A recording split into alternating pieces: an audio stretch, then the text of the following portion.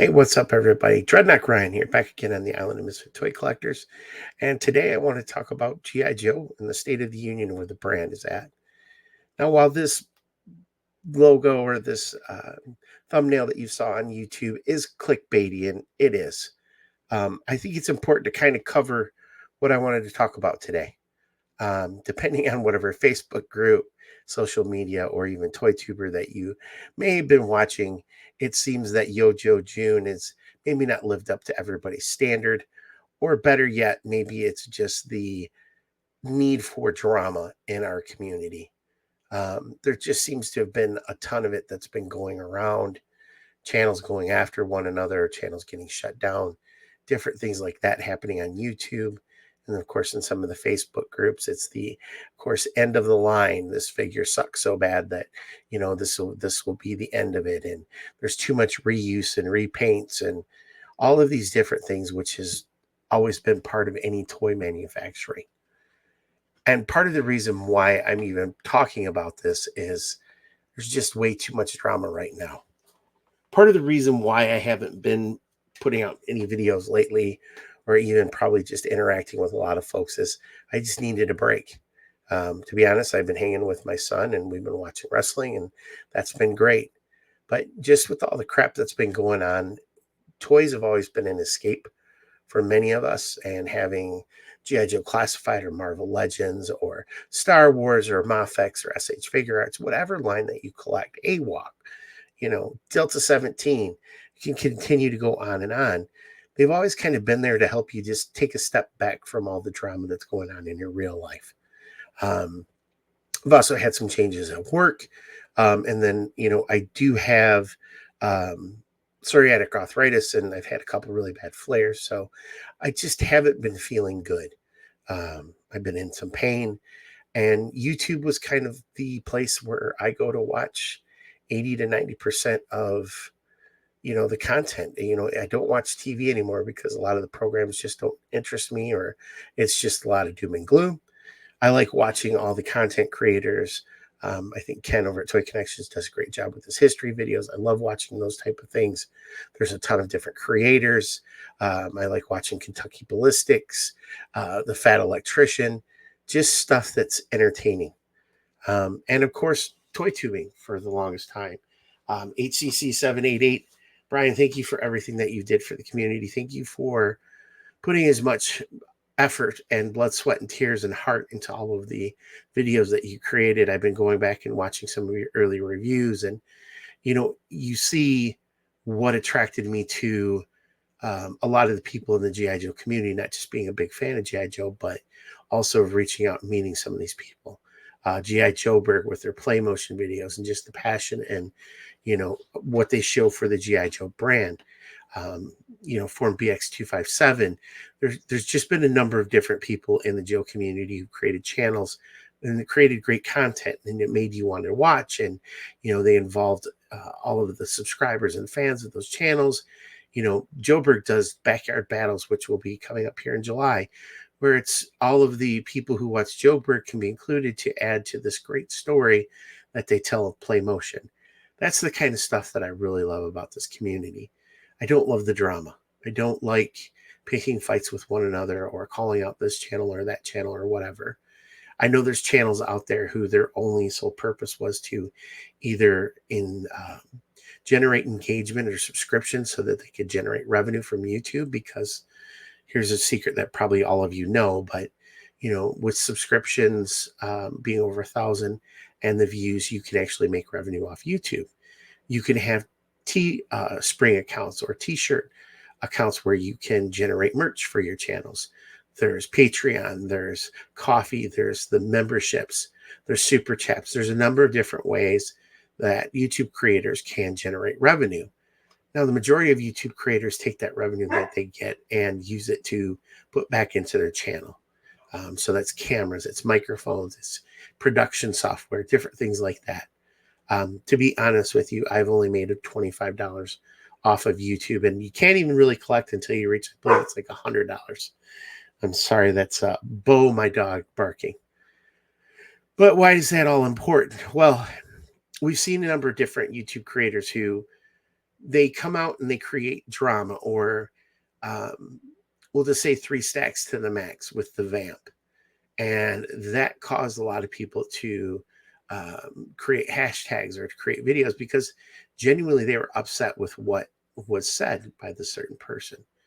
But the truth of the matter is, he's done that a number of different times with a number of different YouTube creators and different things where it generates revenue for him because he gets clicks and subscribes. So you go and watch his videos, and all of a sudden he's got 4,000, 5,000, 6,000, 10,000 views on a video, and he's generating a lot of revenue for himself. And unfortunately, right now, drama is a big selling point for not only mainstream media, but let's just call it, social media, and toy tubers especially. Seems like there's somebody who already has a beef with something, or better yet, negativity allows people to just kind of band together and just share all of the things that they hate. We've gotten to the point where we call each other shills or Hasbros or whatever else because somebody just supports a brand. It's a name, it's a title. Call me it if you want to. I like the classified brand. I've been pretty happy with that pretty much every figure that's out there. And if there's something I didn't like about it, it's a toy. And that's how I treat it.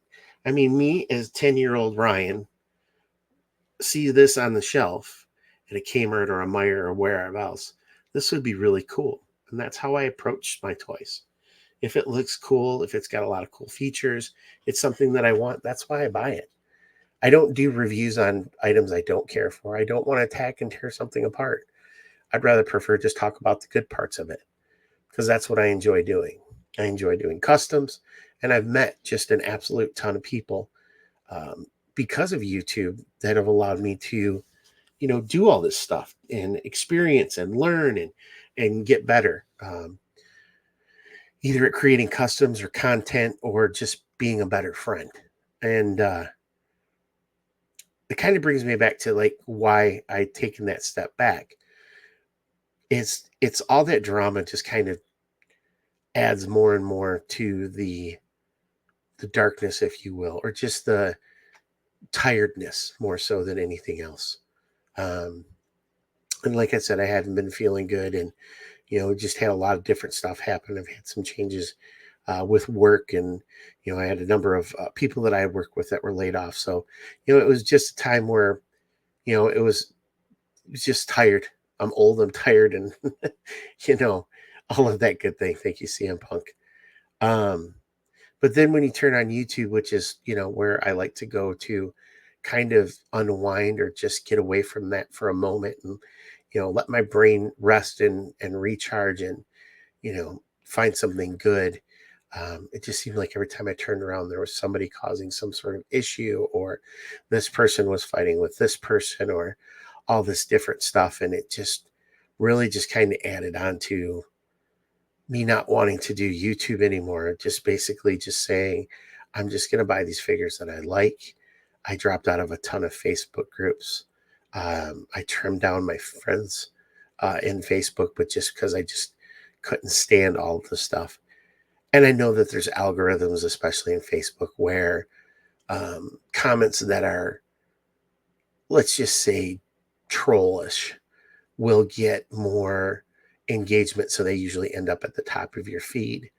But the only problem with that is when your feed is just filled with the same crap over and over and over again, when that dead horse has been beaten so many times, dug up, beaten and buried again, dug up, beaten and buried again, dug up and beaten, buried again, you just get to the point where you start to view this community by that stupidity instead of what it really is. And because of that, it makes you just want to withdraw more and leave. And it makes me understand why so many other people have done it, where they just said, I've had enough and I'm taking a step back because the juice just isn't worth it to squeeze anymore. So there was a point where I was really close just to saying, I'm shutting down my channel. I just don't have the passion for it anymore. I just don't have the desire to create content. I don't even know what I really want to say. Then I thought about customs, and I did a show with Gun Bunny and Cages Customs, and of course Tony, and that kind of really energized me again because I got to see who the community really is. I'm not listening to this small fraction of people who are the squeakiest wheel, if you will, the loudest denouncers of everything, people who they know that they throw the fit, or if they do that, they're doing it just for the reason of either engagement, clicks, or subs. And there were other folks who reached out. Eric and Casey from Podcasts from the Pit, both of them sent me really amazing messages on Instagram at time when I didn't think I needed it, but after reading them, I understood that I did. Ken from Toy Connections, everybody, Chris, Matthew, Zazel, Gaz, especially Hans. I met those guys all from Joburg, the Joburg guys, of course. There's just a lot of really good people out in the community, and there's more of them than there are the people who are just stirring the pot to create more drama. I get that sometimes a toy can be frustrating, especially when you love the brand so much and you just want the best for it. But maybe all of the negative energy, the negative feelings, the drama just really feeds the crap we don't need. Instead of us focusing on what really makes the G.I. Joe community great, and that's all of us. Hasbro's going to Hasbro. They're going to make toys that they make money off of because that's what their business model is. They're a corporation. Now, while they'll say that they listen to the fans, they have to listen to what their bottom line tells them more. And if you get one figure that's missing a couple items, down the road we'll see something in either a retro packaging or something else where they'll add that stuff back. Reuse of parts. Lenny has said many, many times that he is creating a tooling catalog, which will allow them to continue to expand the line out. It's what happens. Bill McKenna over at Mattel has done a masterful job of this with the WWE and Mattel, where they have 10 years of tooling set up to where they can expand the line and bring characters in that you couldn't before because you could reuse parts. It makes me now look at some of the reveals and go, hey, I can see them using this, and this for this person. We all saw Glinda from, the HasLab, and that's Flash's rifle. So we know that that's going to get reused again. We know any of the parts from Flash will be used for Grand Slam. So we know that there's going to be reuse of stuff out there. It's just how it is. You're not going to get unique molds for each figure. If you do, you don't get many figures. Look at Mezco with which figures that they're bringing out. They're just bringing out the heavy hitters for G.I. Joe. They all look amazing, but you're not going to get that depth of what you'll get from Hasbro. And again, I'm not trying to forgive Hasbro or justify any of the stuff. I'm just saying it's the way it is. It's out of our control. Control what you can, and that's, find the joy in what you can, and, quit sweating the stupid shit. Pardon my French, but that's exactly what it is. And that's what I'm going to do again. Eric and Casey, thank you so much for those messages you guys sent me on Instagram. You've kind of restored my faith in this community because both of you just reached out at different times. And, what you said really did mean a lot to me. Dom from Toy Dominations, you guys are absolutely amazing. KJ, Tony, Travis, as much shit as I gave you, Travis, I love you. One person that I do have to give a really big shout out is Lawrence from A Point with Toys. That man helped get me over 1,000 subscribers, not because I asked him to, but just because that's who he is. He's one of those guys that wants to bring everybody with him as he moves up in the YouTube algorithm or community or whatever, or just wants to build a stronger community between more people. Ben and Mark from Skeletron. I don't know how much you really know how I appreciate what you've done. And I think that a lot of appreciate your passion and your commitment and your openness to a lot of us and what you're sharing with this amazing creation, which is Skeletron. I often say that Carson is our new Gary, but I think, Ben, you're a pretty close second. So thank you for all of that stuff that you guys do for us as well. Mark from Gridiron, Your family is absolutely amazing. And again, you guys are putting out a product, and anytime that I've ever had an issue with it or questions, you guys are really quick to get it out there. You're open to the fans, you listen, you take the criticism and see what you can do to improve it, and you don't take it personally, and cut videos or different things like that. So thank you for that. Um, there's just so many people out there that have done and said some amazing things for me. Ken, who allowed me to, of course, have a great stream with Carson, but um, to meet Mark Rudat and Mark Pennington, I'm sorry, Ron Rudat and Mark Pennington, was just absolutely crazy. Zazel and Kelly, for helping me meet Sarge and getting to talk to him. These are all things that, if you tell 10-year-old me back then that you're going to get to do all this stuff and meet these people who have had such an impactful part of your life, it's like, you're crazy. But that's what this community does. And I know right now Joe Fest is going on, and I'm hoping that everybody down there is building those relationships, renewing your faith in the community, seeing it for what it overall it is. It's an amazing community out there. Um, Kenny, um, Ryan, all of you guys, my Ohio Mafia, as I like to call you guys. Thank you for all the stuff that you guys have done too. Um, Chris from the Full Force, Eric G from Surveillance Port, my friend. You are absolutely amazing, and you've been doing this for a number of years, from His Tank to Surveillance Port, to Instagram and Facebook. You're doing just God's work. So, and you're great for the memes. Father Ruben, thank you for everything that you do and how you created that Classified Elite. It's a great group. So now that I've done my thank you tour for everybody, that just reminds me of all these great people that are in this community. And I know there's tons that I forgot, and I'm sorry if I did. But I just want to say we are going to still be drama free, and I'm going to do a better job of not letting the drama get to me and just focusing on the good parts of everything. Doesn't mean you can't look at some of the bad parts and call them out when you need to, because that's what you're supposed to do. But I'm just not going to beat a dead horse anymore. I'm just not going to cry for the sake of crying, and I'm going to put on my big boy pants and do that. So with all of that said, thank you all for listening on that rant. But let's get into Yo Joe June, because while it may not have been as impactful as we would have wanted it, I do think there were some great things. And it sounds like San Diego Comic-Con is going to be loaded even more. So let's go ahead and start to look.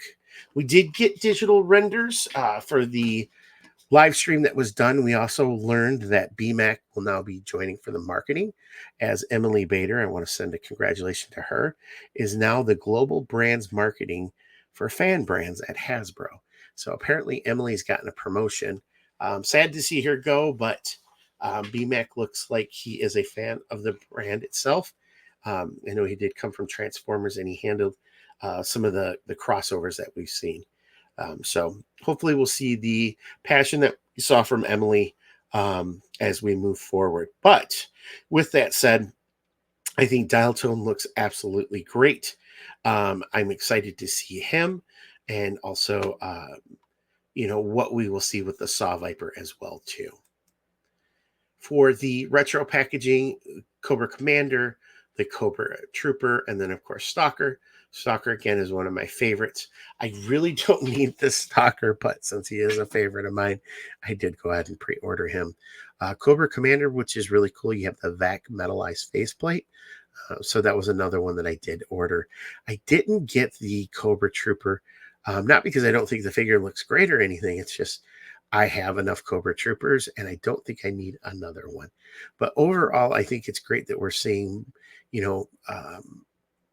the Joe team going back to those A Real American Hero days and trying to match up these classified figures to the color schemes, the weapons, as much as they can, and then just the look of the Real American Hero brand. We did get the 4 releases for the Wave, which included an Iron Grenadier Bat, Alpine, Storm Shadow version 2, and then, of course, the Iron Grenadier. I know there was a lot of talk, like I said, about the looks and feel of some of these figures. I think they all look good. I pre-ordered all of them. I am a sucker for bats, so continue to give those. I'm good with. I really do like the Storm Shadow. Version 2 is actually the first Storm Shadow that I ever owned. He was my favorite Storm Shadow. I loved him so much that I ended up getting 2 of them because I finally wore out my first one. So I'm really excited to see what this figure will look like in hand. With Alpine, I now have the 3 Stooges of G.I. Joe. So I have Quick Kick, Bazooka, and Alpine. So I can't wait to build a display or maybe even just a stupid skit with them. The Iron Grenadiers, I think it's a nice update for this particular figure. I think the modern version did a couple of really cool updates as well. And I don't look, I know that we're going to see more Iron Grenadier stuff being brought up, maybe a heavy Iron Grenadier soldier as well. And then, like I said, for the bats, the more the merrier for me. The Stinger looks absolutely amazing. I know they did have an unboxing video of this recently as well. I do like the fact that they have the, smoked out front windshield for it. The photography again from, I believe it's the gentleman who Hasbro uses, and I'm blanking on his name, is just absolutely phenomenal. You can see again reuse we're seeing from scrap iron. So we should have seen that back in the day and went, man, they're going to really reuse that as much as they possibly can. And I'm going to be honest. I know that some folks are like the smoke is different and backwards, and yeah, it is. But I know there's going to be third party creators out there, Etsy stores, different things like that, that will have blast effects that will fix that problem. And that's what I'll just wait for. I think it's a great reuse of the Vamp. It was future proofed, as Lenny and John Warden said. I can't wait to see what the Vamp Mark II looks like. We'll have to get a Tiger Force version of this. We have to get a Dreadnought version. So this particular mold will be used a number of different times, and I think that's okay. And of course, our friends over at Gridiron will probably are already working on how they're going to pimp this out some different way, like they've done for the Vamp.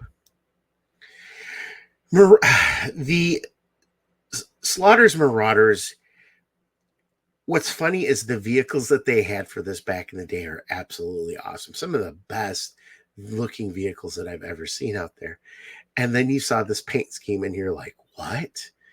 And it's kind of like Tiger Force where you're just like, it works, but it doesn't work. And I think kind of that's the same feeling that you get with these particular figures.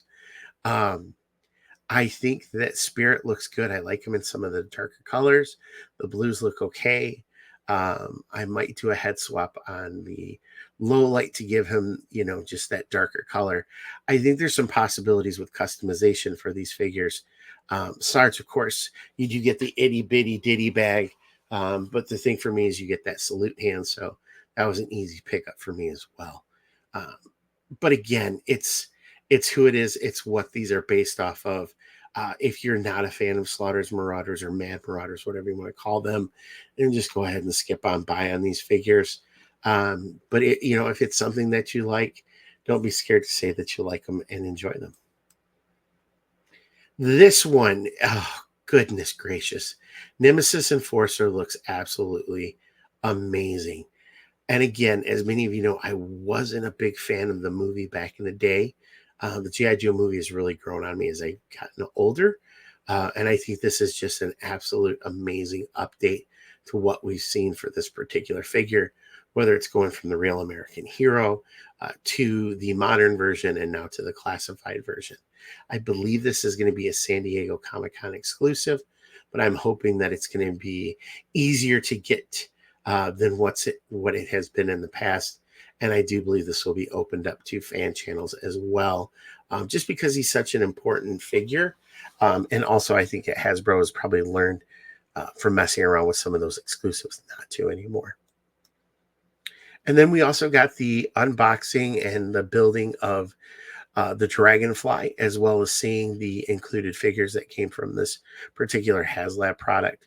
The Dragonfly looks absolutely amazing. It's updated and still a great homage to the original Dragonfly. One of the very first vehicles that I got was the Dragonfly for my birthday.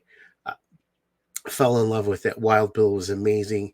If you were a kid of the 80s, it was Huey's. It was these Cobras that you remember, until, of course, we got a little bit older and the Blackhawks and some of the other Apaches came out. But these particular helicopters are, it just hits that spot where you're just like, I remember that. These are awesome.